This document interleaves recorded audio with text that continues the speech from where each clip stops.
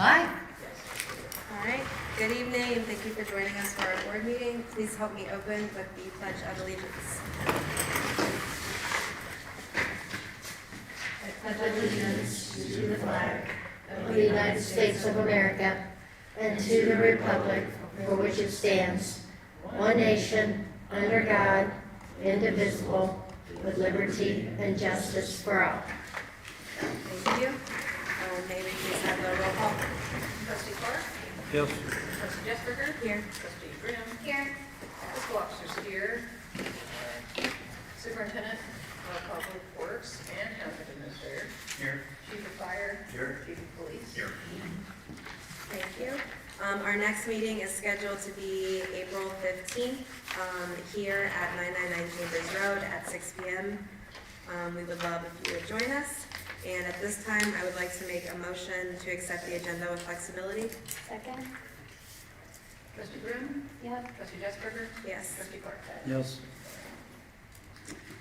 Do we have any public comments? Thanks. I just wanted to quickly introduce myself. I'm Jim Mitchell. Chief Jones, Chief Creative, I remember meeting about 5-6 years ago. Back when I was with MA Architects, and we did a lot of concept studies and feasibility studies at that time. I'm now representing the church next door. We had purchased that church last month, and it's Holy Cross Orthodox Church. And I just came here to introduce myself as your new neighbor to you. We plan to continue the church. We're a growing community. We're very excited. We're doing some interior improvements in there right now. And we hope to be May 4th, our first service over there. Well, thank you. Thank you. That's great, and glad to join your community here. Welcome. Thank you. Nice to meet you. Good to see you. Nice to meet you. Any other public comment? All right, on to the fiscal officer. Request a motion to approve the bills. So moved. Second. Trustee Clark? Yes. Trustee Jesberger? Yes. Trustee Grimm? Yes. Request a motion to approve payroll. So moved. Second? Trustee Grimm? Yep. Trustee Jesberger? Yes. Trustee Clark? Yes. Request a motion to approve the August 13th special meeting minutes. So moved. Second. Trustee Clark? Yes. Trustee Jesberger? Yes. Trustee Grimm? Yes. Motion to approve the March 12th special meeting minutes. September 12th. I'm sorry, September 12th. So moved. Second? Trustee Grimm? Yes. Trustee Jesberger? Yes. Trustee Clark? Yes. Lastly, request a motion to approve the December 17th meeting minutes. So moved. Second. Trustee Clark? Yes. Trustee Jesberger? Yes. Trustee Grimm? Yes. That's all I have for now. Thank you.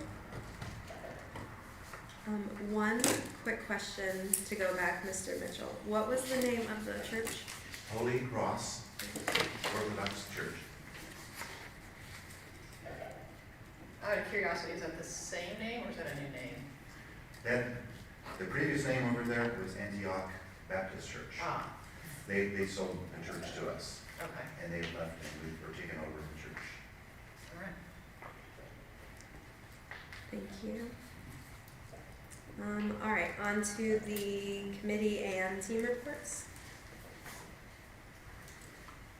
For the Clinton Township Community Health Action Team, the free produce market on March 28th, we had 11,000 pounds of free produce distributed to 572 individuals. We held a movie night here at this location on the 21st that was really well attended. Everyone had a good time. The chat has April 5th a literacy event occurring at 3820 Cleveland Avenue. I believe that starts at 11 a.m. and goes to 12:30 a.m. Thank you. Beautification. As you can see, we have some lovely new sockets that have been put in. There's still a little bit of work that needs to be done over here at 999, but we are moving forward with progress, and now it's a little bit more safe, which is super exciting.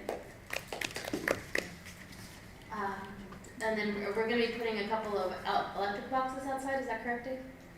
Yeah, they're gonna do 3 boxes outside for security for the police department. So that is something to look forward to, and, as far as the beautification, I can't remember what it's called right now, I'm sorry, I'm brain dead. And do we have any updates? We don't. We did the posting for the March, April truck abatement, and we'll be pushing out the sign-up sheet and next month, and doing a social media blitz on that. So stay tuned. Budget work group? You have, before you kind of, the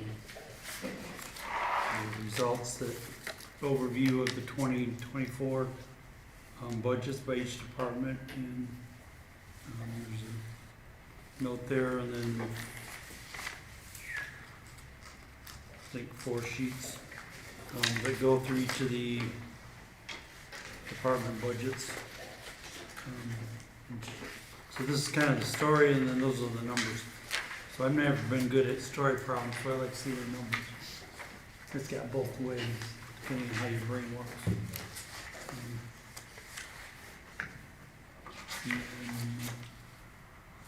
We found out earlier today, Deb found earlier today, the minutes from the budget meeting that is in your email. It just goes over things we talked about. Each of the departments, what they're gonna project, and then next month, they will,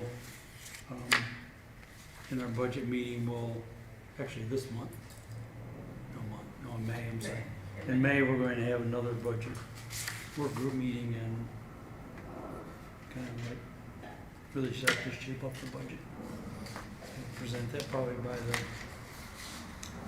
the last meeting in May? Maybe. Maybe. Trustee Clark is reviewing that our next budget working group meeting will be in May. The focus of that will be to draft the 26 budget. So by late May, for sure June, this board will have a draft of our budget. You'll approve that probably the first meeting in July. Assuming you only have one meeting in July, it would be July 1st, but the budget would need to be approved. So this is similar to what we did last year. We're about 6 weeks ahead of where we have to be, but that's good to give this board a chance to review a draft before you're asked to approve it. So the draft of meeting minutes I sent out, if department heads want to edit it, let me know. I can't remember, was March 11th, was that meeting? The budget work? 13th. 13th, okay. It was in the ballpark. So we can review the overview sheet by department, if that makes sense for everybody. So overall, we're looking back on last year's numbers, and we're gonna do this by department. So I'll do the general fund, and then each of these folks will do their departments. The general fund had an overall increase of $154,000. This was due to an additional $654,000 of income tax, which that's pretty normal. We usually underproject that. The general fund had $81,000 reserved for encumbrances as we moved into this year. Last year, the general fund transferred $300,000 to road and bridge, $750,000 to police, and $300,000 to fire EMS. We also transferred $354,000, almost $355,000 to start the Case Road Area Storm Improvement Fund project. For the Jet Z portion of the general fund, last year it brought in $370,000. We spent close to $600,000. Overall, the Jet Z monies is about $2.6 million of the general fund. So the general fund has about $7 million in it right now, and 2.6 of that is Jet Z's. The general fund spent $382,000 and some on road improvements, on road and storm improvements last year. And also with the Jet Z now having 2 full staff, which was not for a full year last year, we had about $74,000 on police expenses, and 95,000 with fire expenses, fire inspector. 28,000 of that was for a new vehicle. And not on this printout, but also helpful to know, the general fund also supported our social worker for a total of 18,000 last year, which was good. There wasn't a gap in services there. So that's my snapshot of the general fund. We'll now go through each department at any time. You guys can let us know good questions. There's a question now.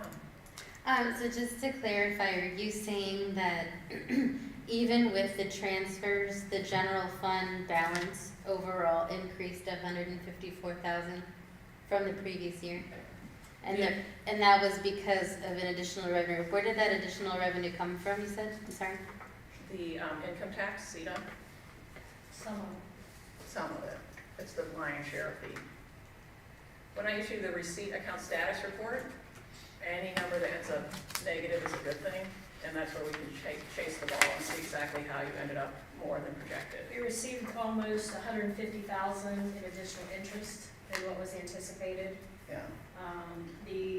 Dan brought in an extra almost $67,000 in permits for code enforcement. It's a combination of things.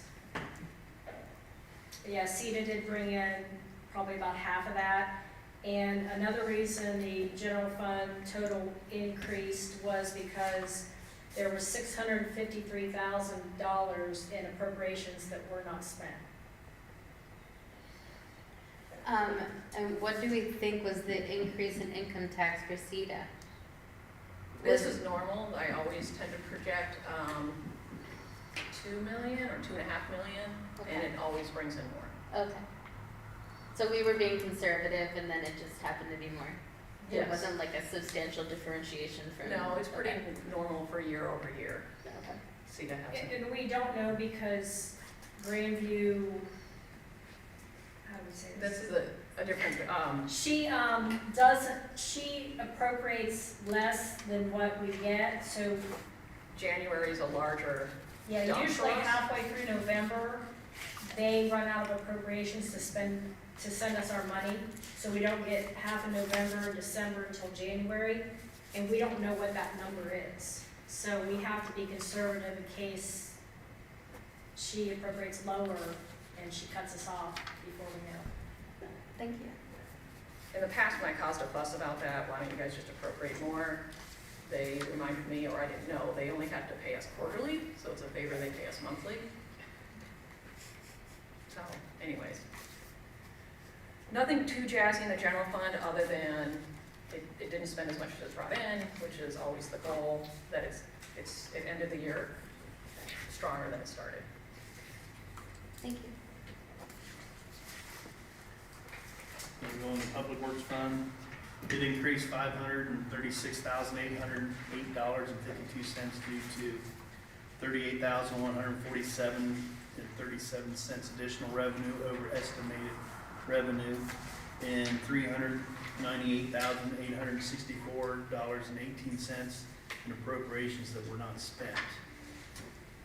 And the Public Works also had $72,675.28 reserved for encumbrance.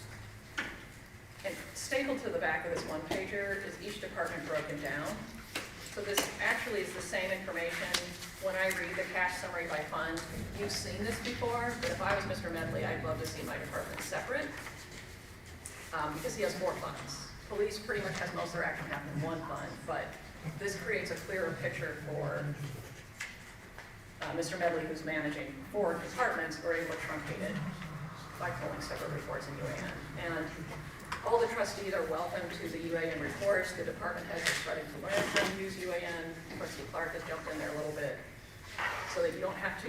I will still pull these reports if you want, but I also don't want for people to wait on me for information either. For my ignorance, what is encumbrances? Reserve, sort of like a purchase order, could be an encumbrance. It's not the only type of encumbrance, right? Well, they encumbered the money in the previous year, and it's going to be paid for in the current year. So it's coming out of last year's appropriations, but it will come out of this year's cash. I think like the 2 Dodge Durangos that animal walked that way, it was something like 89,000. We told the dealership, we wanna buy those assets, but we didn't actually cut the check till this year. So that purchase order wasn't encumbrance. It keeps you from reappropriating that money going into your upcoming year. You've got your December HRA bill that doesn't come until January, but it's December's expenses, stuff like that. Okay. How come we didn't spend the 398,000 that was appropriated? Just being conservative. Was this kind of like with the change in staff, was that a part of Changing it? staff was huge. You know, we didn't have, you know, we eliminated one employee back there. That was a big part of it. Didn't purchase that $90,000 or something. Yeah, the leaf, we had money set aside in case the leaf machine broke down, we didn't spend that. And we've continued to pay his salary out of the general fund. If the board would like us to reallocate that to doing halvesies or all, let us know. 20, 70, 30. Yeah. What do you guys think? I think right now we take the health insurance out of the public works and Yeah, I'm not quite sure where your pension comes from, but my worksheet's now. But those are two big highlights, that road crew is operating with 3 fellows instead of 4, or gal, and that their super is wearing 2 hats and paid out of the general fund. Did we learn anything major from the previous year that we could carry into this year?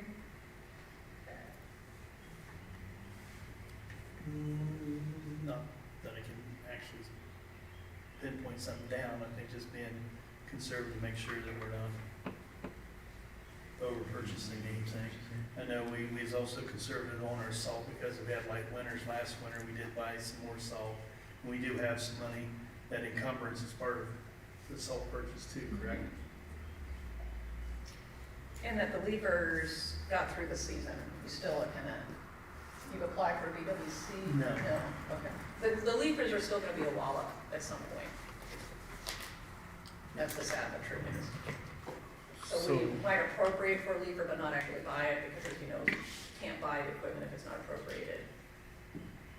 So that's the dance we all do with you, is that you don't necessarily appropriate exactly what you're gonna spend, but your best guesstimate. And if you're too tight and you need to spend more, we have to amend, which isn't the end of the world, it's just procedural. Any more questions for Public Works? Okay? Not this time. Well, police is next on the sheet. Oh, okay, I'll go next. Okay. Police department fund increased $156,000, approximately due to $6,400 in additional revenue over what was estimated. And we were $200,679 in appropriations that were not spent. Police district fund had $42,000 roughly reserved for encumbrances, and our end of year carryover was around $900,000 this year.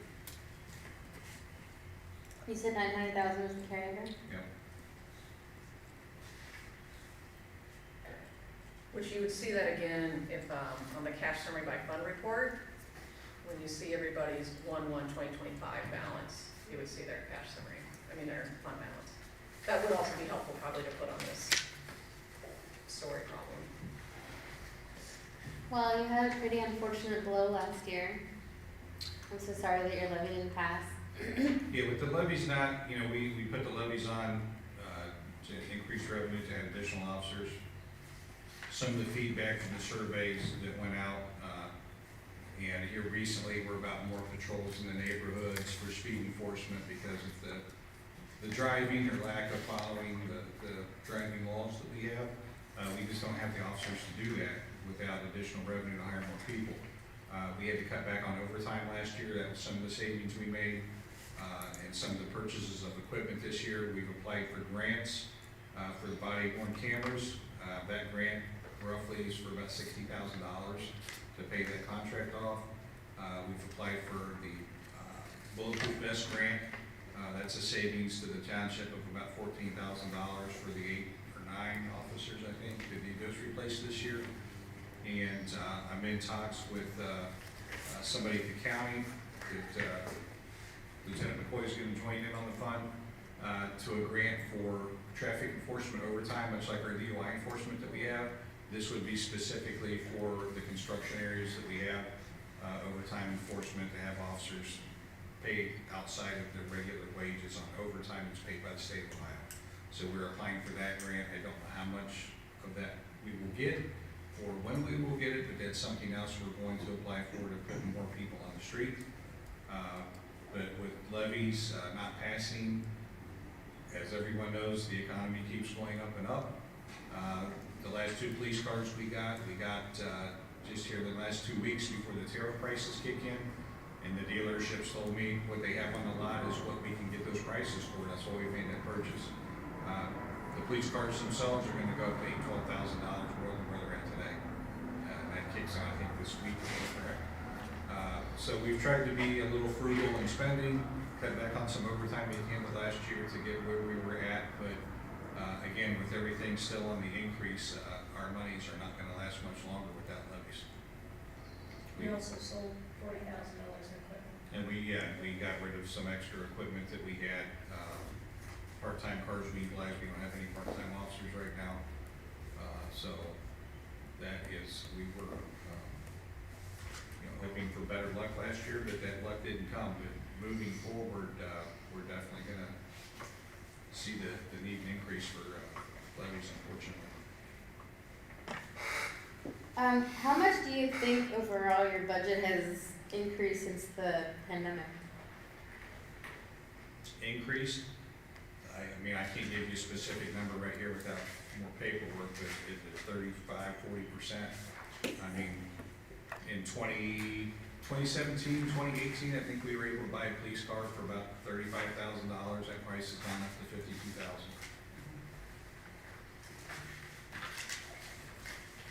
Health insurance, we've seen health insurance go up anywhere from 12 to 16% a year. And we haven't had a levy in the police. We haven't had any increased funding in police since 2016. So it's almost a decade since we've had a police levy that's passed.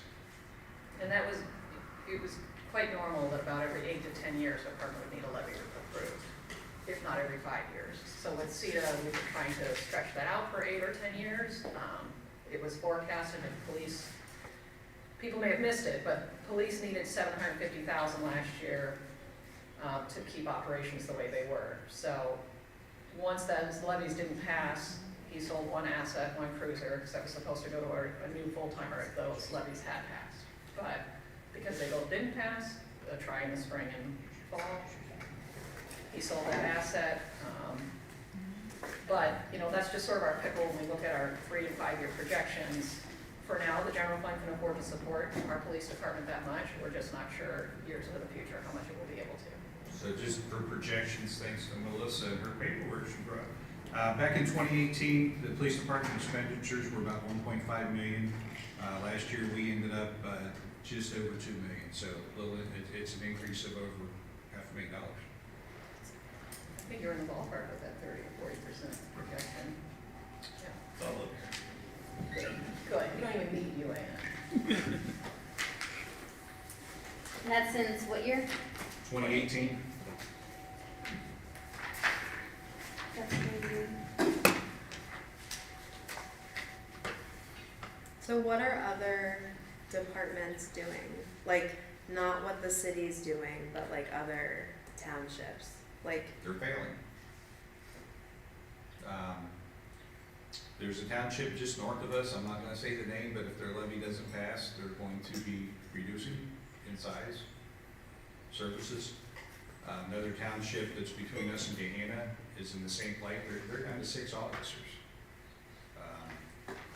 With the call volume that we have, we've been helping that other township out, but we can't continue to do that. But then again, you look at the property tax rates around Franklin County and the townships, the Columbus Dispatch just put something out that we've all been talking about. We're nowhere near the top in taxes for property with the different school districts. All of Clinton Township is in the Columbus City School District, which we all know took a big hit with the last levy they put on. And now we don't know what to do with all that money. But it has affected police and fire services that are in the Columbus City School District outside of Columbus Fire and Columbus Police. All their tax money is provided through their income tax, the townships, or not, for property taxes. So fire services in Franklin Township, police service in Franklin Township, I think they're looking at a 14 mil levy in Franklin. Franklin Fire has a 14 mil levy on. And without that, it's gonna be the city of Columbus trying to pick those services up because they won't have the fire service. So in like the chiefs meetings, have there been talks specifically with the county about, because since the sheriff's, their jurisdiction is countywide, like, are they understanding? They're kind of in the same plight we are. I know in conversations I've had with some of the chiefs there, their patrol budget, corrections budget, they went way over in overtime last year. A lot of that was due to corrections, you know, they're opening the new jail, moving people around, but the patrol budget's been limited. They don't have extra overtime available. So their staffing issues are kind of the same as everyone else. It's not easy to you know, ask for assistance when they don't have the money or capability as well. Can townships, like, contract or pay the sheriff's department to cover their area? So that Yeah, you if, have, if departments fail, that there'd be yeah, fail safe for us? there are a few townships here in Franklin County, Prairie, down south, they contract with the sheriff's office for a car, and those contracts are more than what our police budget is right now, that we service with.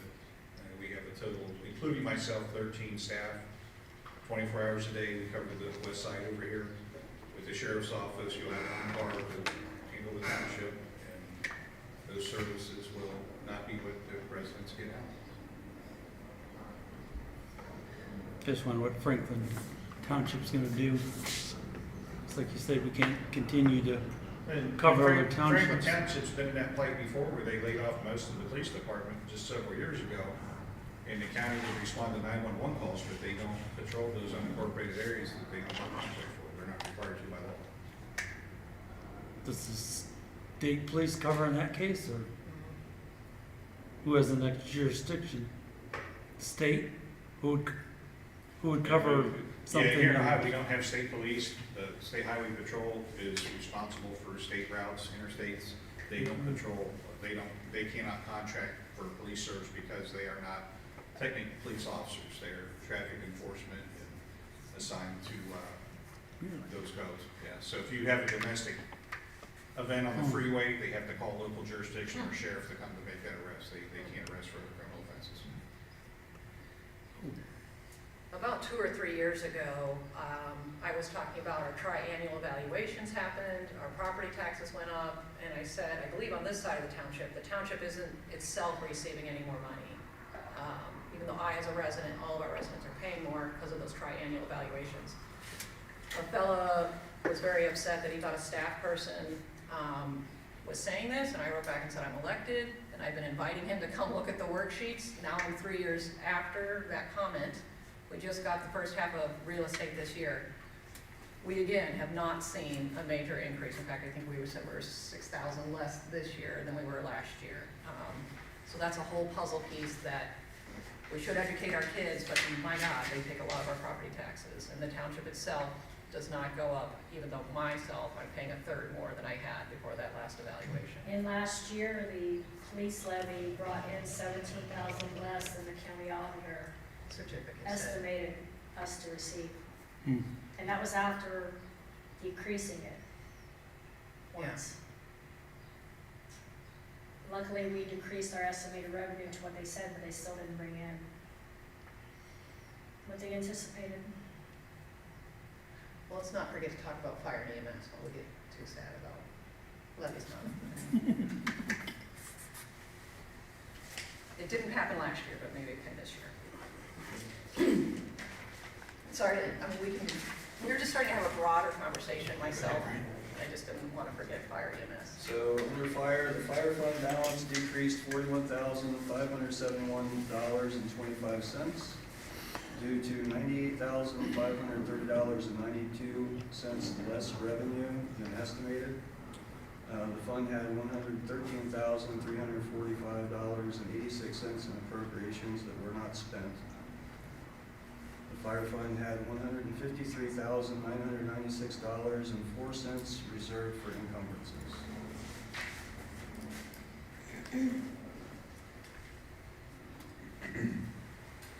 So $150,000 of the encumbrances was the self-contained breathing apparatus FEMA grant. So we appropriated for that last year, but the money did not come in until January of this year. So it was encumbered in December and carried over. And last year you were awarded a grant for an increase in staff. Correct. So we've completed that staffing, right? I'm sorry? We've completed, when do we expect to complete that staffing? So they have just started. Okay.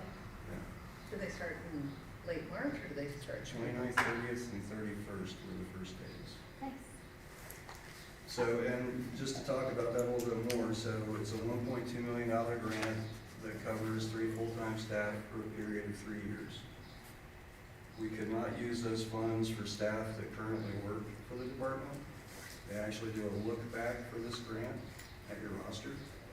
So, moving forward, we had to hire 3 additional staff to fill these positions, and they completely cover the salary and benefits of those 3 staff for 2 years.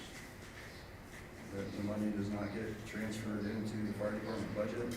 It's actually kept in a separate fund, specifically just to pay for those 3 staff.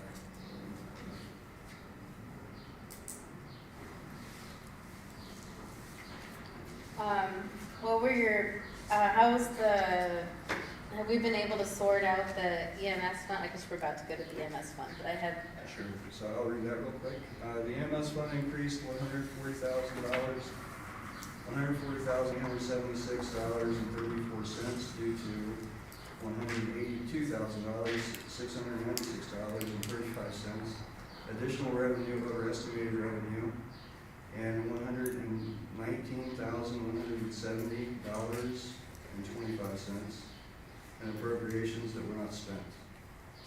The EMS fund had $12,362.58 reserved for encumbrances. So the EMS fund, again, was suffered a cyber attack in February of 24. Our EMS revenue came to a screeching halt during that time. During that time, we received $112,000 from the previous EMS billing company, Optum. We were able to secure Medi-Count as our new EMS billing agency. They started processing for us again in July of 24.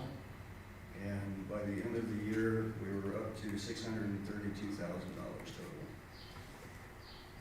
that's huge. Is that more than normal? Yes, it was more than we expected. By how much? I think we had $450,000 Projected. projected. And if you flip to the last page of the handout, it has fire and EMS together. So it shows the 632 that came in for EMS, 0.6. The 2 funds together, he made out all right. The hard part was that the fire fund spent $41,000 more than it brought in, including the transfer in of $300,000. But we knew this. It sunk in for me about a year ago that like, whoa, things are just expensive. So the 2 together, he's doing okay. And going into this year, we expect the EMS revenues to stay strong. They're not going to be as large as they were last year, because it was making up for a sloppy 9 months before that. Going to steal some of his thunder. He's going to only request $300,000 of the $550,000 that we've allocated for this year. As we get through the rest of the year, if he needs that extra $150,000, he'll request that from the board. But when we were passing the budget last summer, we were estimating what he might need for this year. So far, none of the departments have had a transfer. I'll talk about transfers tonight. But we will, in the summer, we sketch what we think the transfers will need to be for the following year. These fellows will ask the board for that when they need it. The fire fund's getting closer to needing that. And this is all forecasted. And in fact, he's trying to stay under $550,000 of what we projected that he might need this year. just to add to what Deb said, as far as being good at the end of the year, we had enough of a carryover to cover the first quarter, barely. Again, we have a levy on this year. That's the reason, fire fund obviously doesn't have enough money in it to cover the expenses that we needed to. So our hope is moving forward in May, that happens for us, and, we will be able to stay at that $300,000 transfer to the SPC. If that doesn't happen for us, then most likely we'll be requesting the full transfer. My next question was about the new partnership that you've been working on to have that external company do the billing, but then it's supposed to, So we did just get an update on that within the Okay. month. That's the supplemental Medicare payment program that PCG, I cannot remember what that stands for, came in and gave us the sales pitch for. The state Department of Medicare advised PCG to stop accepting applications for that program and told them to start making up a budget for next year. So the hope is, starting in 2026, we may see that additional supplemental Medicare payment program go into effect. But that program we're in now, the door is closed for other jurisdictions. Correct. so then how much of an increase in revenue are they telling us that we can expect? So when they came in to give us the presentation, they were saying around $200,000 potentially. And that was based off of the numbers that we had at that time. So I don't know if that would change based on those numbers or not, but that's what we were talking about 6 months ago. And how much of an increase do you need from this levy to have a sound budget? So this levy would bring us in an additional $420,000 a year. We're hoping that's what happens.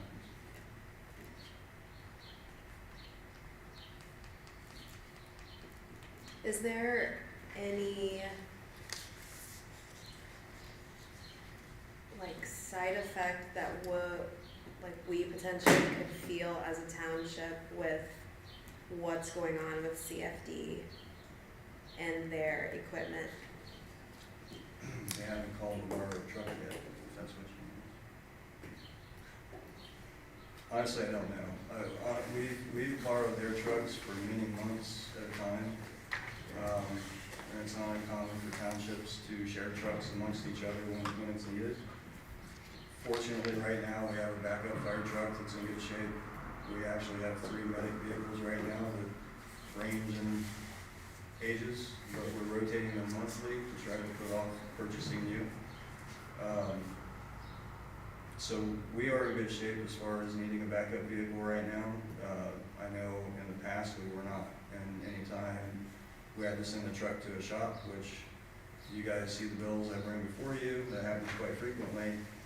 We would be calling the city of Columbus every week to borrow a vehicle for days, weeks, months on end sometimes. So I think that is going to be a pinch for some of the townships around because they won't have those extra vehicles around for people to borrow. What are they doing? They stopping the borrowing process? Are they stopping their? No, they're short. Okay. I don't know how to say it. Basically, they're saying they're short on adequate vehicles, operational vehicles, and they're aging out vehicles. They're still operating with vehicles that are real, so they're trying to correct that now by increasing more money in the budget to purchase more vehicles and purchase frequently instead of what they've been doing. Little bit I know is it's a long build time, so it sounds like there was a bottleneck of, they just didn't keep up on purchasing new fire engines because everything got crazy post-COVID, and the little bit I know, it takes about a year and a half to build out. So. Well, in 2020, we ordered a truck. It took us 12 months to get it. And today, if we were to order that truck, we would be lucky to see it in 3 years. Wow. And that's because most departments use their ARPA money to buy vehicles. So they got crazy amounts of orders that they weren't expecting. And now they just pushed everybody back because the ARPA money has to be spent by next year. So if there's a 3-year delay, when do you have to start paying for it? Like, do you have to start paying for it now and not get it for 3 years? No. On arrival. Well, No, but when you most get- of them ordered 2 or 3 years ago. The issue's going to be is if they get to December 31st of 2026, that money, that check has to be written. So if they don't have the vehicle, I guess they could write a check and hold it. But if you don't spend the money by then, they're wanting it back. They've already been sending notices about people who didn't encumber it, because you had to encumber it by last year. If you didn't encumber all your money, you have to send it back. So our newest medic vehicles in 2021, we typically rotate those out of frontline service every 4 years at the most. But we have been continuing with hours, and we're rotating it monthly with our backups to keep the mileage down with our newest vehicle.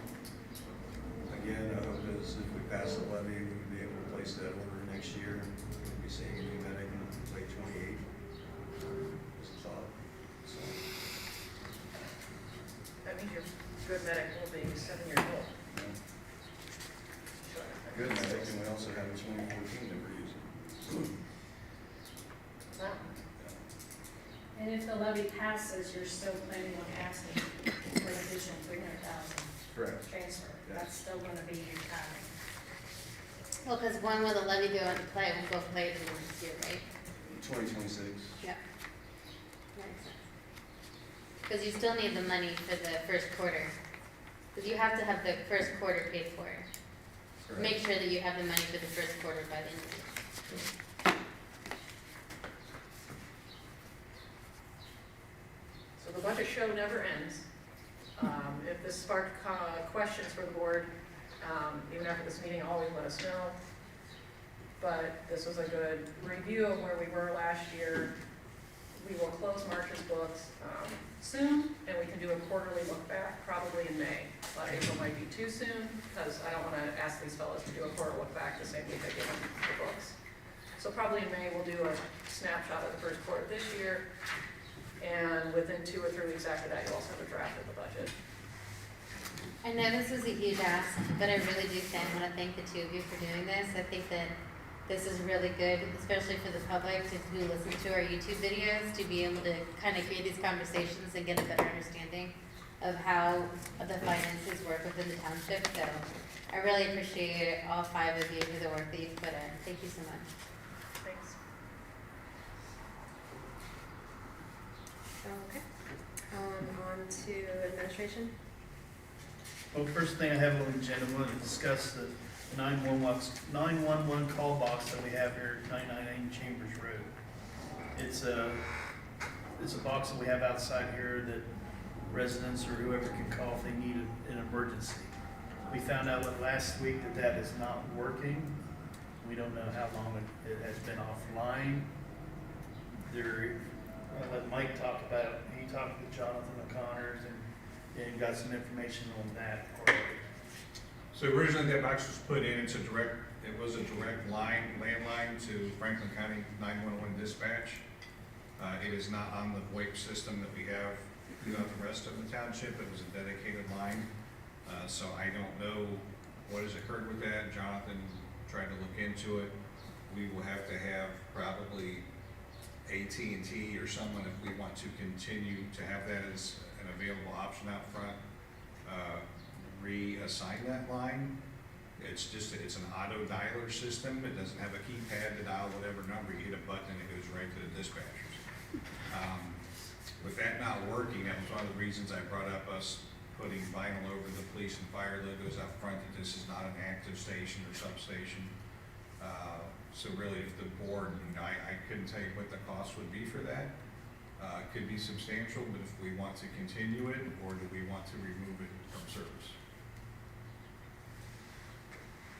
So I had a couple of families, the reason this came up, tell me that live in the circle or first couple houses on S that they told their kids to actually use that 911 box if there was an emergency. This occurred our last Friday movie night, and after the movie night, I decided to check it, and it wasn't working. So that's where the discussion started. My thought is if we're not here, having access to 911 here would be nice. So we're gonna look into what this would cost. We don't know, because we don't have any landlines right now anywhere in the township, which is probably how this happened. AT&T does do the internet over here. I think it's Spectrum's at 999. AT&T would be happy to sell us more stuff. We just haven't approached them yet about what a landline out here would cost. I think it would be best if we could price it out. My first, as a female with daughters, my first inclination is to say we need it to operate because we also have off-campus housing with college females. And I'm not saying nothing can happen to college-age males, that's not what I'm saying. Yeah. But, you know, like the lighting's not the best, safety going to and from campus, on their bikes, walking, skateboarding, whatever. Yeah, when they brought these up, I immediately thought of the ones near the Oval a long time ago when I was a college student. Oh, the blue light, that box, I can go there if I'm even worried about somebody falling behind me. You can call 911 even if you don't know it's an emergency. It's expensive, but do it if you're scared.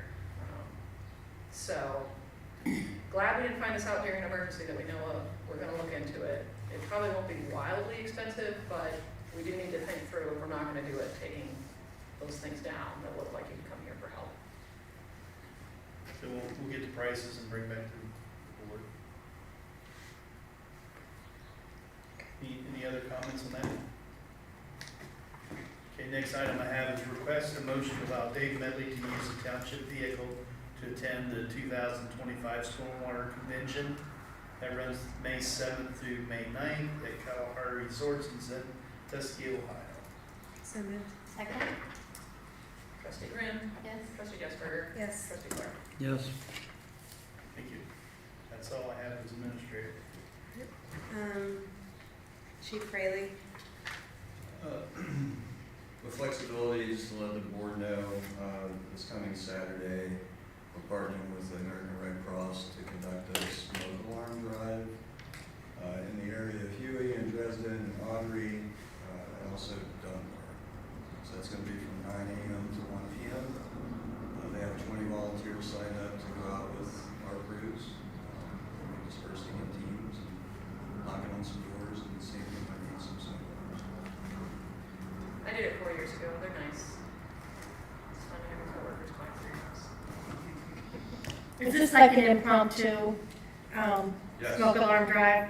It's the same thing we need to push out on social media or anything to that effect? We can, just for that, so that community can be aware, but Is this something that we're going to be doing intermittently in different areas of the township? this is their annual. They typically team up with a couple of fire departments in the area, so we try to hit different areas of the township each year that we do it. So I can get you some information. Right on.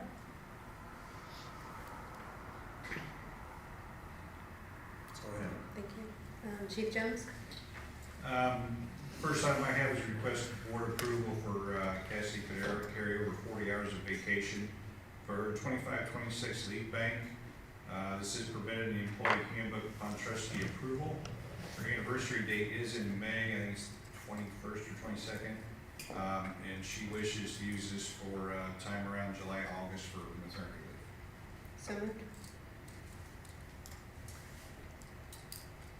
Second. Trustee Clark? No, I'm talking about it now. Give me Oh, a second. sorry. So what is that, mean she's giving up next year's leave for this? Yeah, it's leave that she currently has that she wants to carry over into the 25-26. Oh, because her anniversary date's coming. Right. Okay.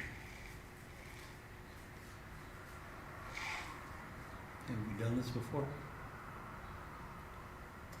I don't know whether this board has done that before, but it is in the handbook, so I assume somebody done it at one time.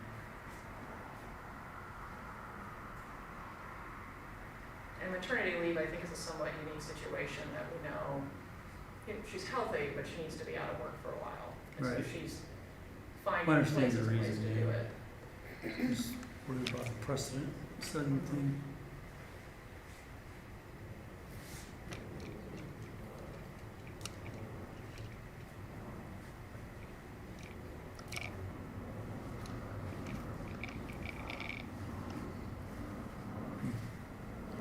Are we ready for the roll? Are you ready for roll call? I am. Do you have any more questions? I'm just worried about the setting a precedent. Do we need any kind of document saying this is an exception to, or this is a one-time thing for this employee, or? Well, it's kind of listed in the handbook, it's, you know, actually, the circumstance, she has to have the reason for it. The reason is, you know, she's gonna be on maternity leave, be nice to carry that over. So Oh, I know, I'm fully she gives- supportive of that, I'm Yeah, just looking down the road and saying the next employee that wants to do that. Like in the FOP contract, the officers, some of the officers that don't use their bank may carry over 20 hours or 30 hours every year. But Okay, as far as the non-contract employees, we only have Non-union a handful.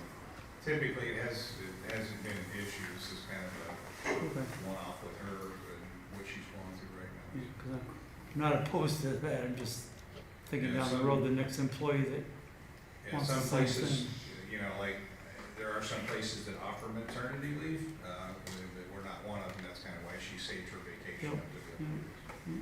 Okay. and there's a lot of municipalities that offer a carryover of so much vacation Okay. every year into the next Okay. one. I know my contract is worded similar to this too. I can ask the board to carry Okay. over some vacation time if I need it. okay. Okay, trustee Clark? Thank you for No, sorry. that input. Yes. Trustee Clark? Trustee Gasberger? Yes. Trustee Graham? Yes. And for flexibility, I'd like to make an announcement tonight, and I had some discussion with the board today about it. Lieutenant McCoy, stepping into a role during the transition of retirement for me, and speaking with the FOP Lodge and reading our contract, tonight I'd like to make an announcement that we'll be putting Mr. McCoy in a position of Assistant Police Chief as a temporary assignment during our transition. Awesome. Do you need to swear him in? No, he's, so on paper, he's still a lieutenant through the FOPs under contract, but he will be assuming that title, so I can take him to executive meetings and stuff to Franklin County with our other local and federal partners. Congrats. Thank you. Assistant Police Chief. Congratulations. And last item I have is just to announce to the board, I will be out of state from April 10th through the 14th, and I will be back on the 15th. Think of this every morning.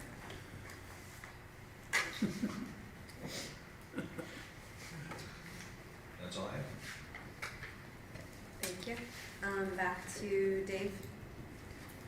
Okay, I want to discuss with the board the OPWC application for state fiscal year 2027. I know this year we didn't do any paving. We had a paving program where we were trying to get everything paved in 10 years. So with that being said, I'd like to apply for a paving project for this application in 2027. And that would fall, you can't spend the money until their fiscal year starts in July, so it'd be July of 26. So this is probably when the paving would be done that fall, late summer. Being that said, I give you guys a sheet here that shows the highlights of some of the streets I want done, would like to do. They fall between Walford Street and Cleveland Avenue, Ferris Road, and Elmore. And I estimate about 400,000, maybe to 500,000 is what it would cost. And that would leave us maybe between $140,000 and $200,000 our share to get them roads paved. And if the board is okay with this, we'll go with that first, if everyone's okay with moving forward on applying for the grant. And the county helps apply for that grant. Yes, they will. That will be the second step to this, is ask for a motion for that assistance.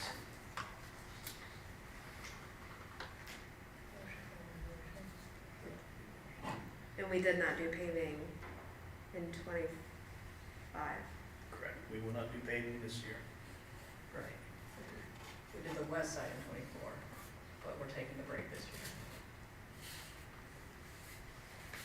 But if the board decides not to do anything, no paving in 26, that's fine.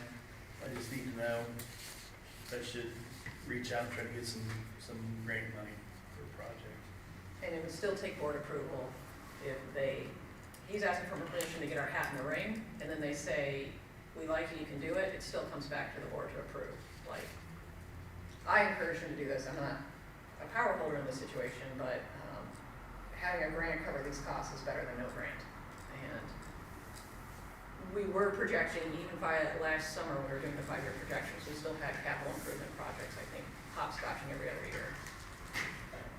Just like Deb said, the reason I'm bringing this forward tonight is I have to draft up a letter asking a request from the county engineer's office to help come out and measure these streets and come up with quantity, what needs full depth of repair, what just needs mill and fill.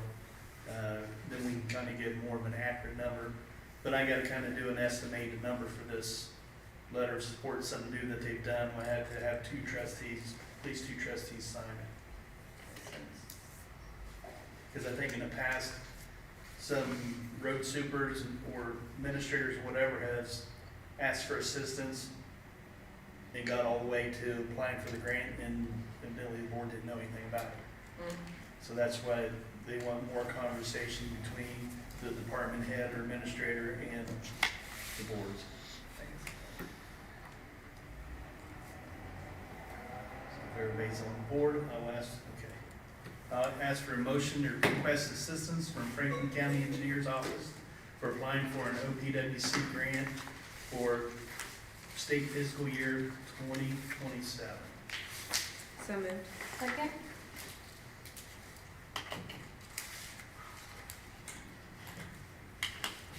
Trustee Grimm? Yes. Trustee Jessberger? Yes. Trustee Clark? Yes.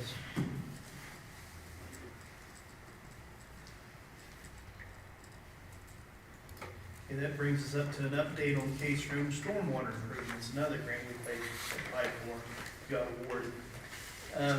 The county gave an estimate on this job, and it ended up coming in a little bit higher.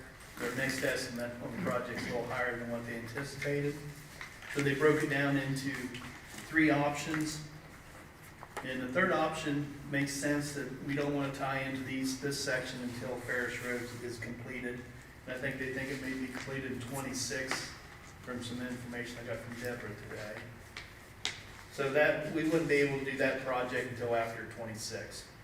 So my opinion is we should do option 1 and 2. And right now we have just about $355,000 committed our share. This is a little bit less than what the project originated from, the estimate. So if it comes in lower, we won't have to pay all that money, so it'll be on a percentage basis then. So we may be able to save a little bit on what we have set back for the Case Road stormwater improvement. I just want to get the board up to snuff with that. There's a agreement I need to sign with them.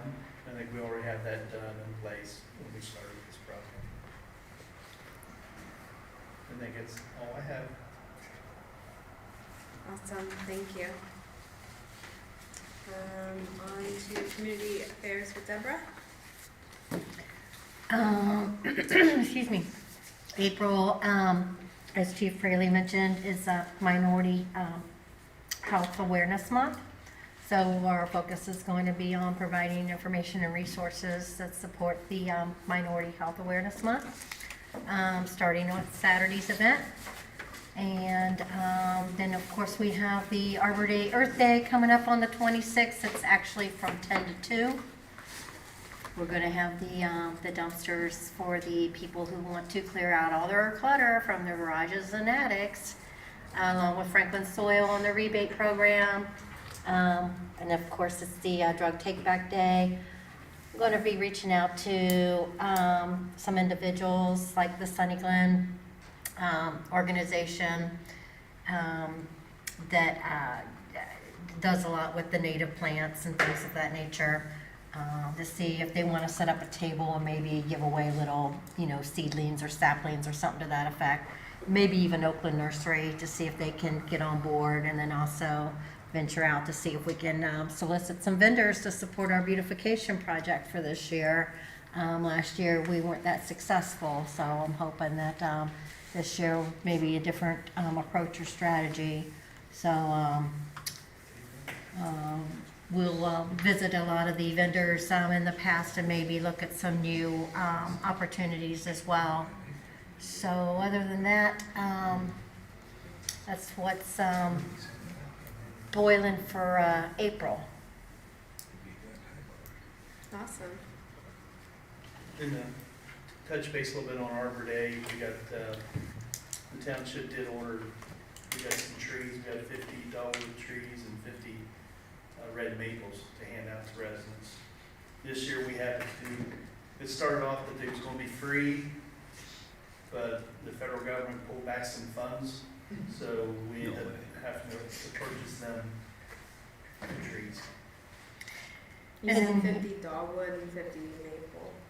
Yeah, we had to buy them in lots of 50.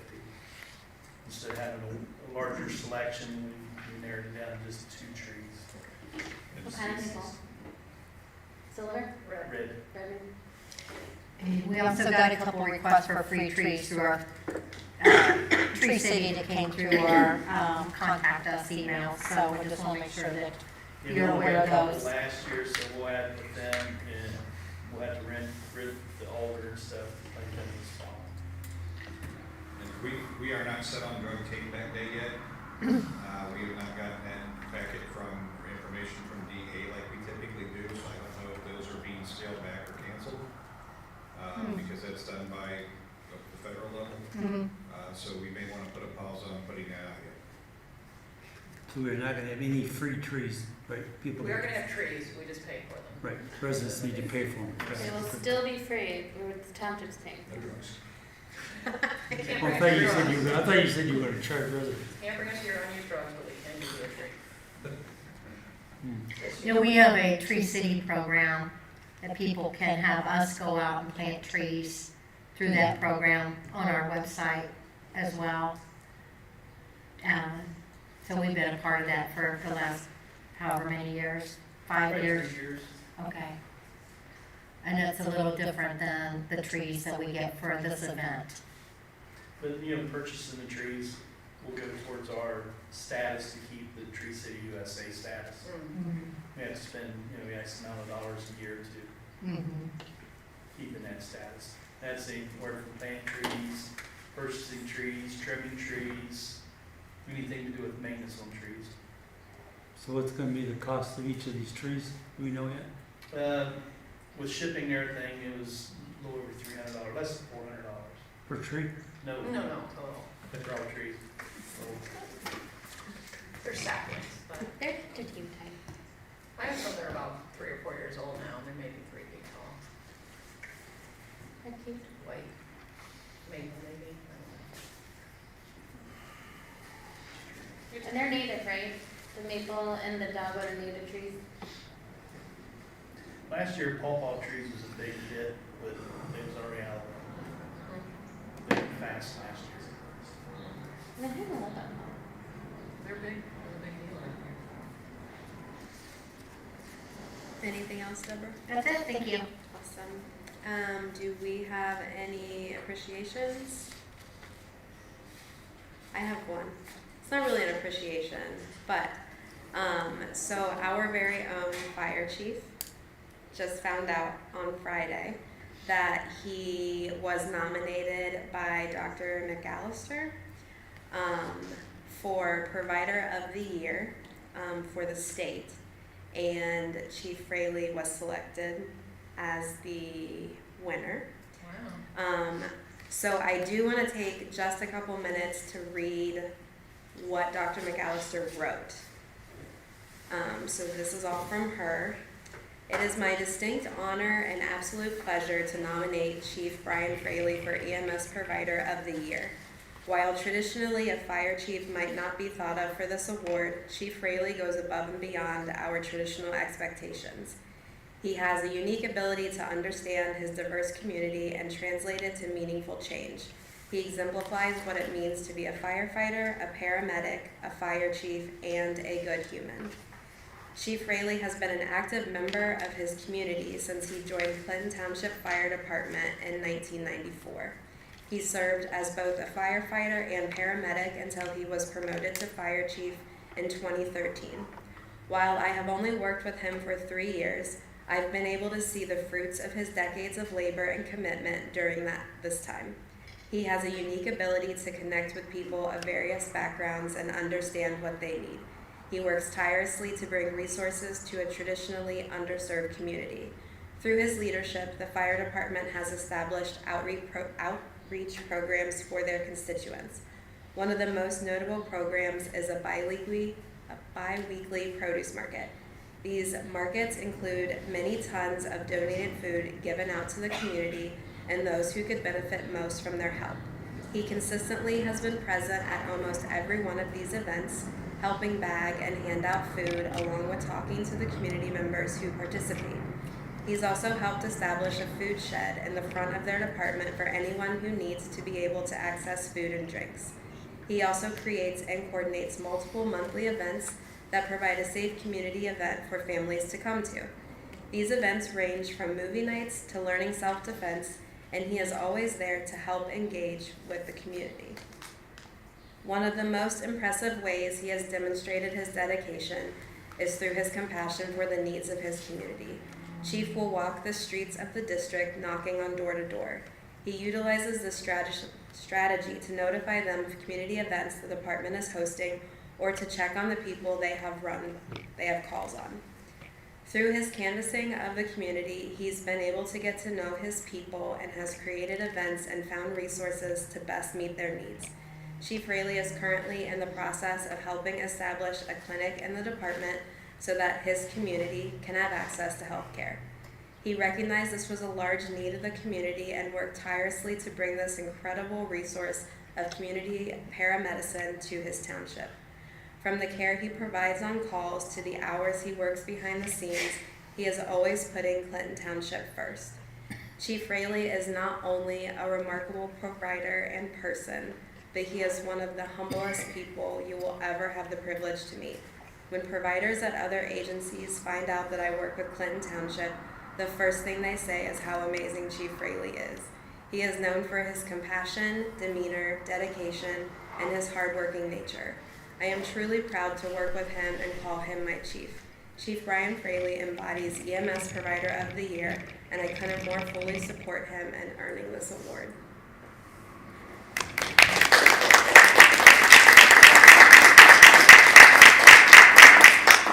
Thank you.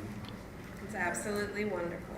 Extremely humbled by the recognition and by Dr. McAllister, but everything we do, it's all a team effort, and that's what makes it shine. So, but greatly appreciate it.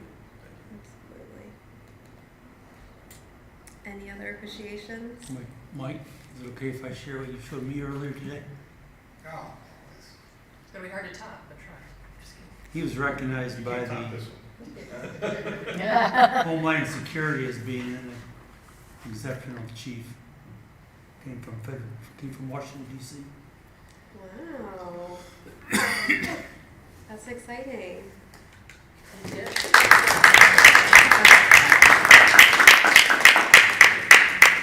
But I see that from you, sir, also. I'm sorry? I said I'm hoping to see that from you, too. Better step it up, Yeah, LT. friends on high places. So Oh, what you pay for. That's What you right. pay for. And one last appreciation. So Carly, her last day was Friday. And it was a very emotional afternoon for her. But we are so grateful for the time that we had Carly. As a social worker, watching her eyes light up when she's able to go on runs and see how processes work is and will probably always be one of the highlights of being a social worker, is being able to firsthand see when that light clicks above their head.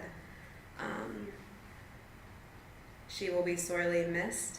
She knows that she's always welcome to come back for the produce markets, and if things would change in the future, and we are looking potentially at that time to do this position, but maybe more full-time.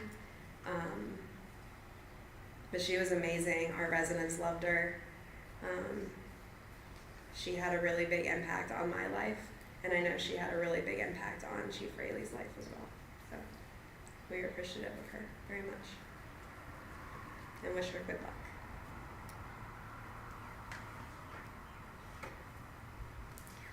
I have one announcement. University Civic Association is having an Easter egg hunt on Saturday, April 12th at 11 a.m. It's for children 1 to 7 years old. Let's see. Yeah, it's for children, grandchildren of the residents of the View. And I have everything ready to go. I just could use some help if anyone wants to help hide the eggs on Saturday, April 12th. If you could be at the playground around 10:30, it usually takes about 20 minutes to put the eggs out. It's an easy event, there's no food involved. Just let them find the eggs, and that's pretty much it. And what time is it? The event is at 11 a.m. Okay. I could use some helpers about 10:30. Thank you. And since I'm going to run it this year, since Bobby Old is having some health issues right now. Did you want me to do a flyer or help you with the flyer to put out around here? I've asked Dave to put out the 2 sandwich Mhm. signs at the triangle and over here, and I think that should cover Okay. it. Yeah, thanks. You bet. Thank you for sharing that. All right, if there's nothing else, then I would like to make a motion to adjourn. Second. 7:13.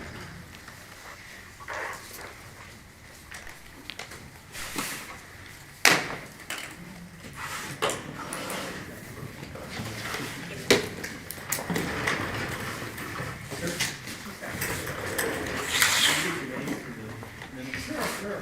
We talked on the phone.